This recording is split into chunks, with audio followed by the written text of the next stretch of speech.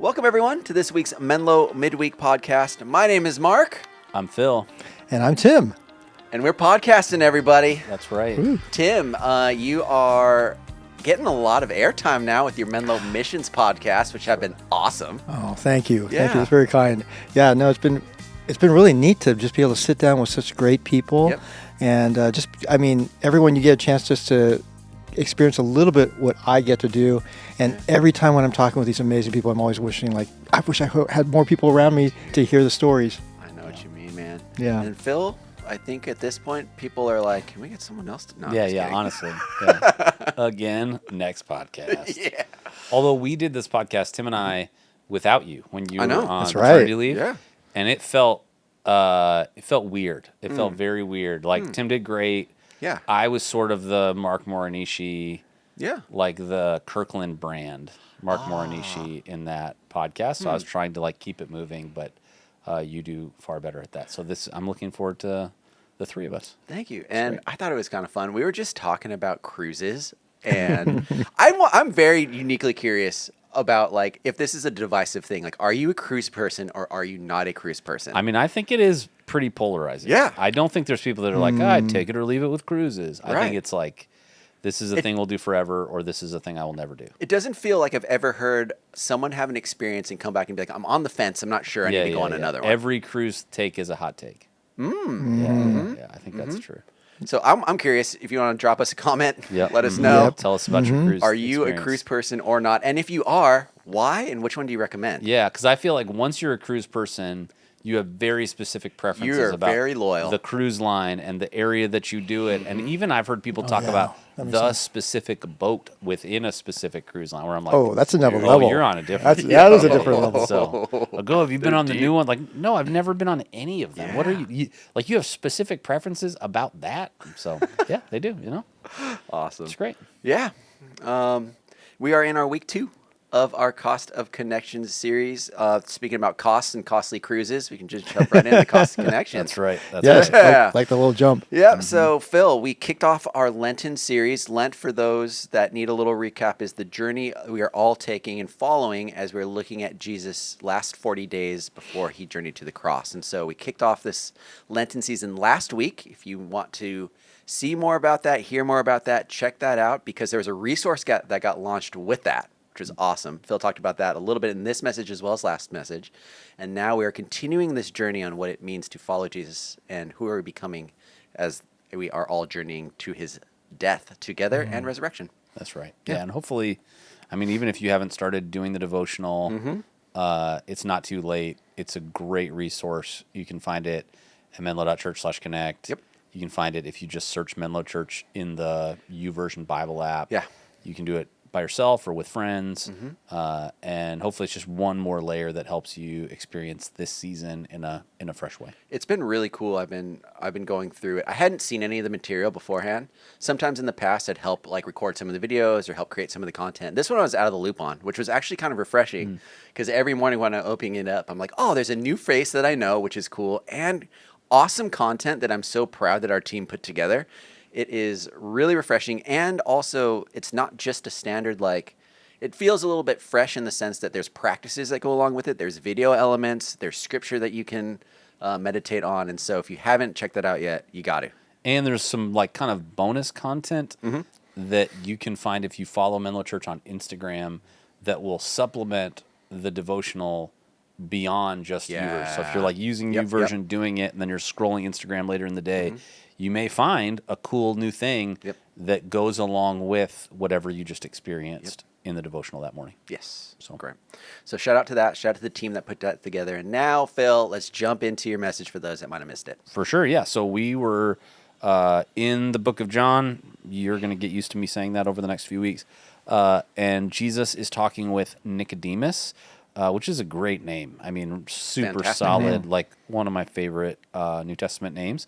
And Nicodemus is not just a Jewish person, not just a Pharisee, which is a whole thing on top of that, but likely a part of the Sanhedrin, kind of the revered 70, like the kind of Jewish Supreme Court level. And he early on in Jesus' earthly ministry, goes to Jesus and says, like, we all know that something's different about you. And he's kind of pushing in, basically trying to figure out, am I good? Like, is my life and what I believe and the moral accomplishments that I have, given all of my resume, good enough to be in the kingdom of heaven? And Jesus is like, basically, no. Like, none of it actually helps you 1%. And the fact that you don't get that, it's going to make you really experiencing what I have for you even more difficult. And so we see this interaction in the dark of night, where, John, the author, is simultaneously underscoring the fact that Nicodemus was in a tough spot. That's why he highlights this aspect of the story. John's he's kind of known for that. And then he also points to the fact that, like, Nicodemus, a religious leader, is probably trying to do this in a way that, like, all of his friends don't see. And so this conversation that we get to watch happen between the two of them, especially if you, like, grew up in church, or, you think, hey, will my religious accomplishments, my resume, what I know be enough? There were probably parts of this conversation that felt uniquely relevant. Yeah. When I first heard this, I heard words like Pharisees, Sanhedrin. What are those? How does that add complexity to this? And how does that give this story a little bit more life when we put that into context of what we just heard? Yeah, so there are specific subdivisions inside of Judaism that, if you were to think about this from, it's probably a little easier to think about it in the Roman Catholic Church. They have a hierarchical structure like this. Okay, yeah. So if you think about the Roman Catholic Church and you think about cardinals and bishops and the Pope, you have this in your head, this, like, hierarchy of different people that do different things and carry different levels of authority as a result of it. Judaism in the first century had the same thing. And so Pharisees, they had specific responsibilities. The Sanhedrin, there were Pharisees that another subset was a part of this ruling class of the Sanhedrin.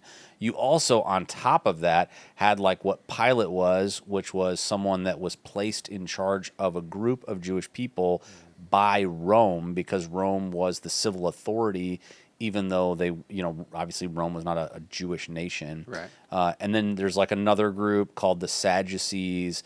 There are all these, like, individual subcomponents. Each one of them have their own responsibilities, their own characteristics, the things that they did. Some of them were just theological, and then some of them actually had responsibilities on top of that. Interesting. The Sanhedrin had specific responsibilities for normal temple practices and the regular patterns of feasts and festivals that the Jewish people did in Jerusalem. And so Nicodemus carried really significant, unique weight. At one point, when Jesus says, aren't you the teacher, basically, he's calling out. We don't exactly know all of what that meant, but Jesus is saying, at a minimum, like, you're somebody that teaches this stuff that other people look to. So it may be that actually he was or the recognized teacher of the law at that moment, which would make his questions even crazier, right? Because he would know all this stuff. But he, was someone whose familiarity with the text sort of masked a deeper understanding. He stopped looking at it critically, which, if you've been a Christian for a while, we can all be guilty of. But this idea of, hey, why would I need to be born again? We got into some of this. He actually knew some of those answers. Like, he probably had some of those answers memorized in his head, but they'd never made it the 18 inches from his head to his heart. Do you think in that interaction, his posture is more curious or more trying to poke at what Jesus was asking him? It's a great question. Really great question. Yeah, I think I choose. I don't know that. I mean, I think for all of us, it's likely that we are never all one thing or another, right? Yeah. There's nuance to it. I choose to look at Nicodemus probably more charitably in these questions because of where his story eventually goes. He eventually does, like, you watch him sort of soften at one point, and then by the time that Jesus dies, he's a part of the group that actually is responsible for burying Jesus. Yeah. And so, he's calling him Lord. So I mean, maybe this is him digging at Jesus, just like a first century trolling, but then at some point that changes. Right. So I think it's likely that at least some of it was sincere. There are parts of it that you're like, were you really asking, like, how do you get back into your mother's womb as an adult? Like, that seems crazy. Could that really have been curiosity or not? I mean, we just don't know. Yeah. Interesting. So, are there such thing as a stupid question then, Phil? Yes. I thought that illustration was so funny. I mean, we all know it's true. Like we've all been in that situation. We've probably all said that. Like, oh, there's no stupid questions. But we're like, yeah, there are. Yeah. But we want you to ask questions, and if it's stupid, we'll be kind to you. Yeah. That's what we really mean. But people are like, so much of what we do as humans is try not to look stupid, and so it holds us back. But when somebody asks a question that you're like, that is a nonsensical question. And so, how do I get back in my mother's womb is a nonsensical question from Nicodemus. And Jesus was relatively kind in his response. Yeah. When I first saw the title of this message, I saw Born Again, and I was like, ooh-wee, where is this going and where is this headed? Yeah. So as you're prepping this, how can you kind of reframe what that looked like or what that phrase looked like? Maybe for those that might not know or understand why I felt that way initially, can you explain what that kind of means in certain contexts and how you brought that to ours? Yeah, well, I mean, when Jesus is talking to Nicodemus, he says in verse 3, truly, truly, I say to you, unless one is born again, he cannot see the kingdom of God. And what's interesting is he's responding, the first two verses, there was a man of the Pharisees named Nicodemus, a ruler of the Jews. This man came to Jesus by night and said to him, Rabbi, we know that you are a teacher come from God, for no one can do these signs that you do unless God is with him. And what's interesting is verse 3 says, Jesus answered him, which you would think answered a question. Nicodemus did not answer a question. What Jesus did that was so amazing, and he did it all the time, which is really interesting. Jesus would often answer the question you were really asking, or if you were asking a question that was really a statement, he wouldn't answer you with a direct answer. He'd answer you with a question. So you have people that are like making statements, and Jesus is answering the question, and people that are asking questions, and Jesus answering those with a question. It's like this crazy, Jedi mind trick that Jesus would do regularly as he discerned the person that he was talking to, empowered by the Holy Spirit. And I think that in this moment, he's trying to help Nicodemus understand you are not in the kingdom of God right now. You're not in the kingdom of God because of what you know, because of how you perform, because of your religious heritage. You are not yet in the kingdom of God because you need to be born again, which becomes this metaphor about a deep inward conversion of belief in who Jesus is. But for Nicodemus, it was like, oh gosh, wait a second, I've done all the things I'm supposed to do. Well, what we've done with it in modern culture around church world is we have taken born again and we made it like certain specific groups within Christianity have made born again like a varsity level of Christian. So like, I'm a Christian. And then somebody else will be like, I'm a born again Christian. That means like I take this really seriously, right? But that misses the point of what Jesus is saying. Right. Jesus would say a Christian is a born again Christian.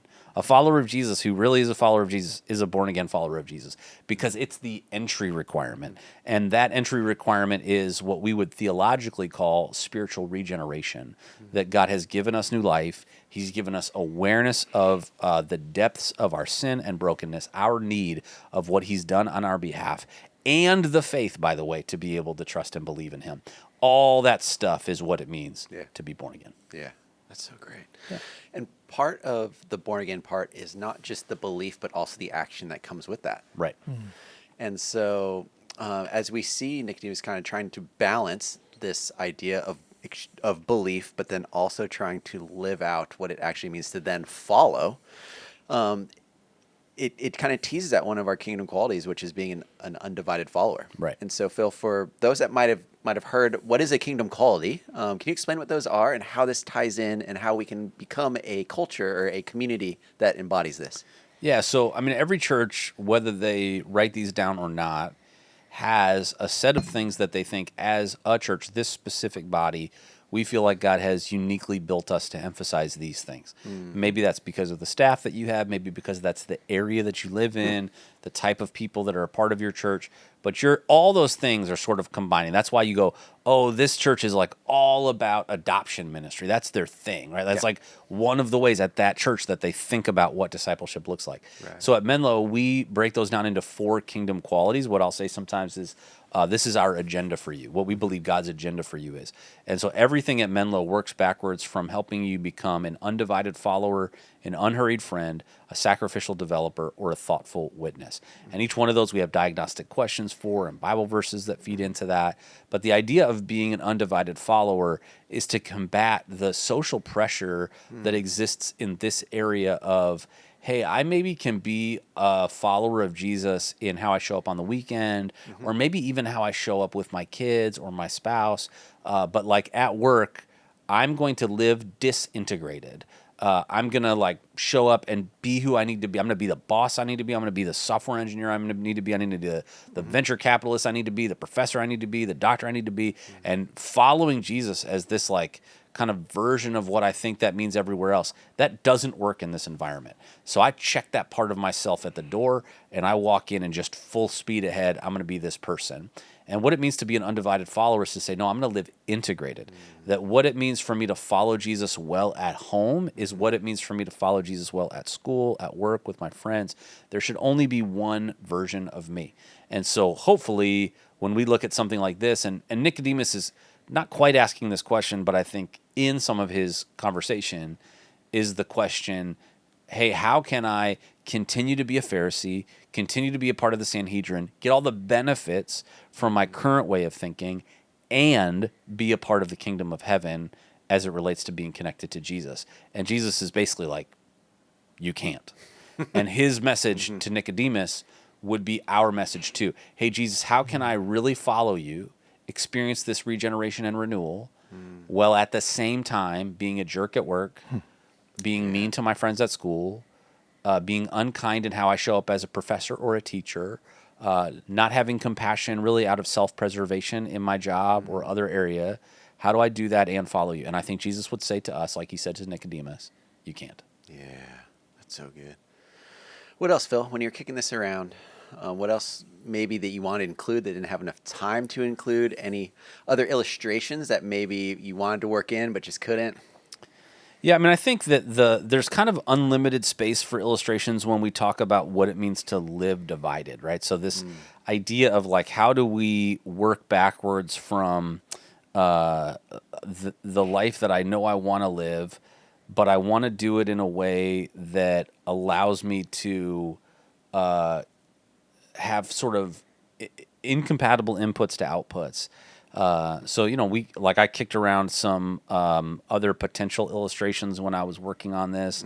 You know, the idea of when you have, like when you're on the highway and you're on a long road trip, if you think to yourself like, hey, I know that the direction I need to go, I have to get off at that exit ramp.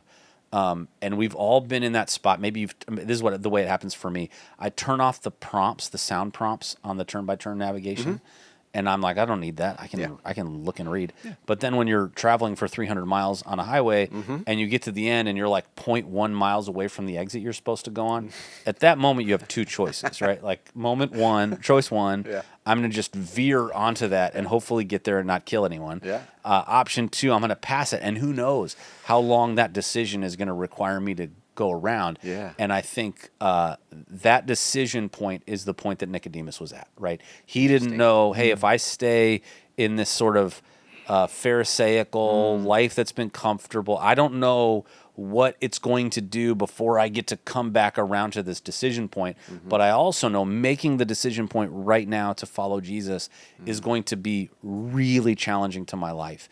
And it's going to disrupt a whole lot of what normal is for me right now. And so I think for some people, they may be thinking about, well, following Jesus the way you're talking about would cost me opportunities, would cost me money, it might cost me relationships. But I would say just like that highway off-ramp, if inside of you, you know the way of Jesus may cost you something, but it will be better for it, the longer you wait, actually, the more it will cost you. Yeah. The bigger that detour, that like recalculating will become in your life. And so that's probably one that could have worked its way into the talk if I had time. I like the oil and water illustration. Yeah. I thought that was fun. Yeah. I mean, you've used tiny hands and now oil and water. Right. I can't wait to see what's next. Just trying to, but it's dangerous when you use oil and water and you have a 75-inch touchscreen. Yeah. Not that far from each other. So that's one to be careful about. That would be a very, very striking illustration. Yeah, absolutely. Yeah. And I think, obviously we talked about marriage. I think that's another one of those. Yep. Another one of those things. Not only is it an example of, hey, at some point you have to commit. Yes. But I think it's also honestly just a little bit of a poke at culture in general, because we have so watered down what marriage has become. And that same thing of, hey, I'm not going to take the off ramp of this decision, to mix metaphors, to like become married and be in covenant with someone. I'll just come back to it later. But like playing house with somebody has consequences, and the recalculating of that and what it's going to mean in your relationship and your future marriage, whether it's this with this person or with someone else. I'm just telling you, we pay a lot of tax of that kind of disobedience, that kind of rebellion. And I think Nicodemus is a cautionary tale that we don't have to. We can choose to pursue Jesus today. What's a good way for us to take an audit and maybe even a first step to see, how is my life divided? Is it not? How can I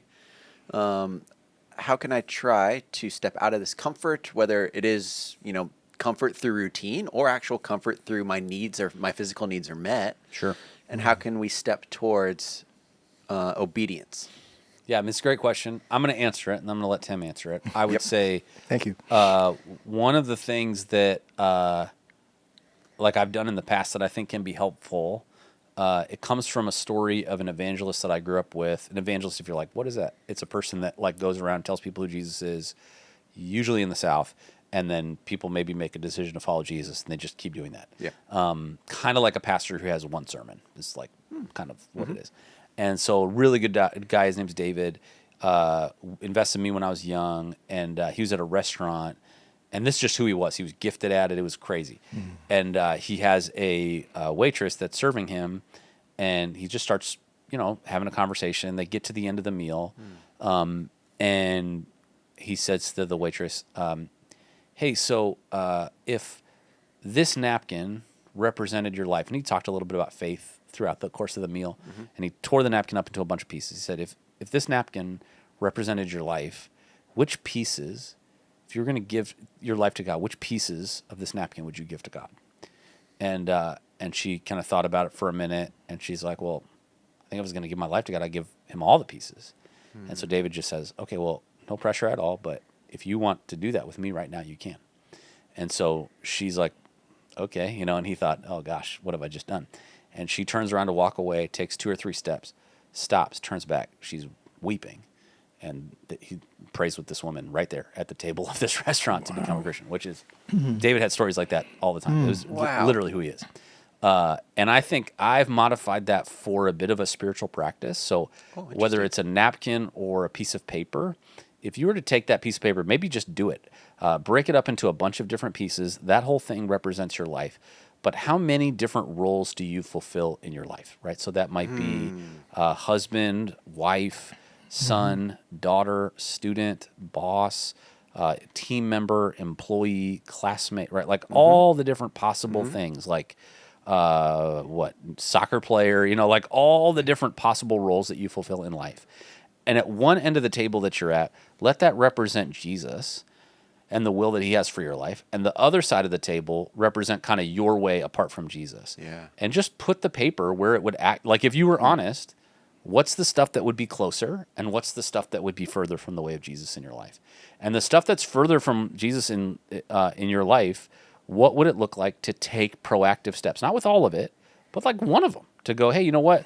When I show up as my sports team at school, when I show up with my roommate, when I show up with that team at work, I'm going to choose to be a more undivided follower in this area of my life in the days ahead. So if it's helpful, that's one tool that I think in the past has been helpful for me. Yeah, follow that up, Tim. I knew I should have gone first. Yeah, I mean, I just think about my own life, about how easy it is for us just to hold things back from the Lord. I think I think we find our value and our worth in that illustration in different things, and to give up any one of those things, I feel is a challenge if I'm not finding my true identity and my worth in Jesus. Yeah. So again, it could be your abilities, your intelligence, your relationships, your material things, your children. I mean, all good things. But I noticed that as I started growing in my faith, I'd give God like something, and I thought that that would just please and appease Him. And I realized that both I found myself kind of growing in some areas just because, like, okay, this is really hard. But then I also started realizing that the thing that I was still holding on to was really kind of occupying too much of my focus. And sure enough, God, out of His loving kindness, started working and revealing that to me, and inviting me and challenging me at the same time to give that up. And I'd always go like, I don't know if I can. And sure enough, I get into this like in my head and in my heart about not wanting to give it up. And I started learning step by step that it was always better to give it up, because I started seeing where that was leading me. So it is a journey, and I think that's what's great is I think when I look back, when I first gave my life to Jesus, that was an act of will, and then He started doing the tender cleansing that needed the purification, and He's still doing it. Like, I mean, I'm like going, oh gosh, I still have that, and there's such amazing grace there that at least I can come and talk with Him about it and ask Him. I mean, I've been reading, was it Psalm 139 recently, and that's just been really a great meditation. Great psalm. Yes. So. Well, I think that's a great word. I think our greatest fear, right, is that somehow we're going to be excluded from the will of God for our life. I think we have this idea sometimes like there's these multiple paths in our life, and if somehow we step off the path of God, then there's like, it's irredeemable. We've totally messed it up. You're like, how do I know I'm married to the right person? Because you're married to them. Like, how do I know I'm in the job I'm supposed to be in? Because you're in it. Like, just being able to be present with where a providential and sovereign God has placed you. He's not surprised. He can use you right where you are. And I think sometimes it parallels what it feels like with our kids, right? Like Alyssa and I will talk, and so we know what's going on. Even if one of our kids has shared a detail with us that they're not ready to share with the other parent. Yeah. Both parents know, like, we communicate with each other, but we also don't go like, you'll never guess what your mom told me. You just kind of like wait, and then they'll eventually kind of in their time be like, hey, this is what happened at school, or this is what's going on with a boy or a girl, or here's, like whatever. And, as a parent, you're kind of, what my heart is like, man, I don't want you to have to go through this alone. Like, I want to just be a person that loves you and is with you. And I think the Lord's doing the same thing. We take that passage wildly out of context in the book of Revelation, where it's the voice of Jesus, and He says, I stand at the door and knock. Would you just open the door? Let me in. And we take that, and we think that means the door of salvation, which is not inaccurate. Like, God is saying, hey, I'm here. Would you choose to follow me? But actually, that passage in Revelation is about the church. And it's saying to us, like, hey, you're trying to do life without me. And I think sometimes it's not just the door to our life, it's the door to like that room in our life. So it's like the door to the conference room at work, right? It's the door to my office. It's the door to that classroom. It's the door to that romantic relationship. It's the door to that hobby. And it's like, God, I'm letting you into every other area of my life. And He's like, no, I want to go into that room with you right now, because actually my way is better than the way you're in. And my way might hurt because you've been trying to live your own way for a while, but it hurts you now to help you later. And so I think there's just lots of ways, hopefully, that people can get invited into this kind of one life, undivided, integrated way of thinking, that the more we do it, I think that when Jesus says in John 10:10, the thief comes only to rob, kill, and destroy, but I've come that you might have life and have it to the fullest. I think undivided followership is core to what He's talking about. Yeah. And I think part of that undivided followership is not only taking accountability and ownership for our lives and who are we becoming, but also the lives of the people around us and the communities that we're in.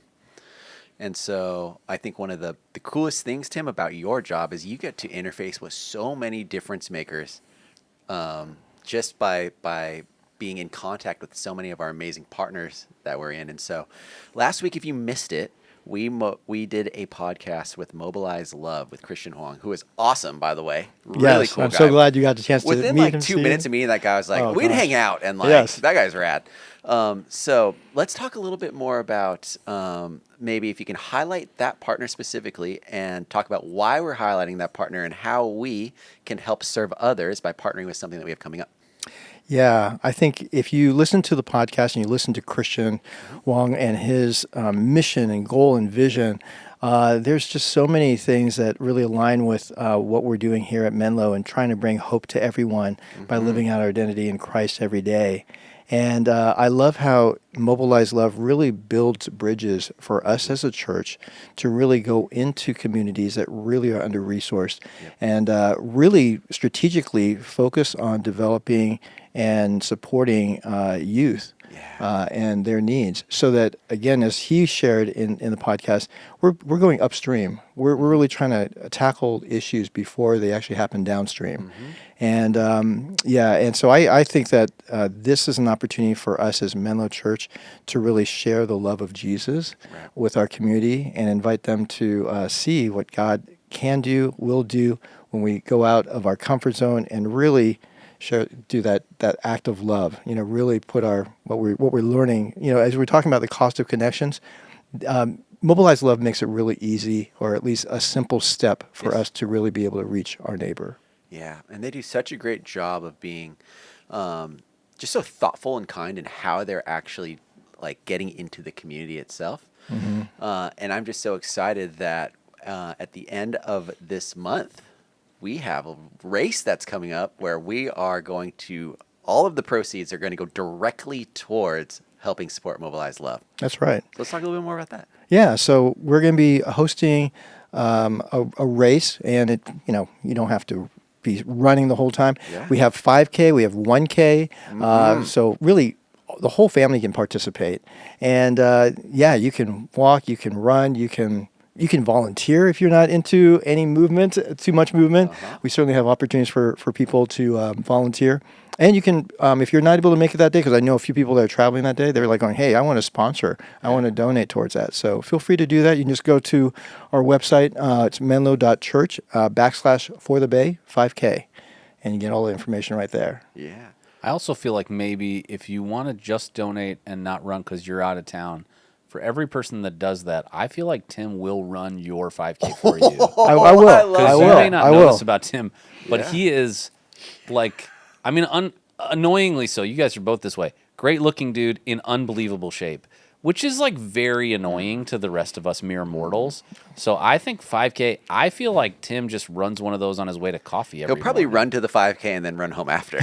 Honestly, that feels possible. Like it feels really like it's does. in play. Yeah. No, I give all the credit to my dog, which is a border collie. So I just hook myself up to him. That's good. He's my personal trainer. Yeah, but you don't do that when you ride your bike to the office. Yeah, well, I hook myself up to an e-bike, so so I cheat there too. It's Good. It's good. Yes. Awesome. We're really excited for that. Tim, thanks so much for helping out with all of that work that you're doing. We are so excited. If you want to hear more information, sign up to volunteer. You can head over to menlo.church /for the Bay 5K. Phil will be running a full marathon that day. That's I heard. exactly right. Yep. Right. Perfect. Totally. love of Phil, as these- always, thank you so much for being Of course. on. Yeah, it's great. Yeah. Check out that Lent devotional if you have not already. And have a wonderful week, anyone. Text us if you need anything. See you soon. See you soon. Bye. Thank you.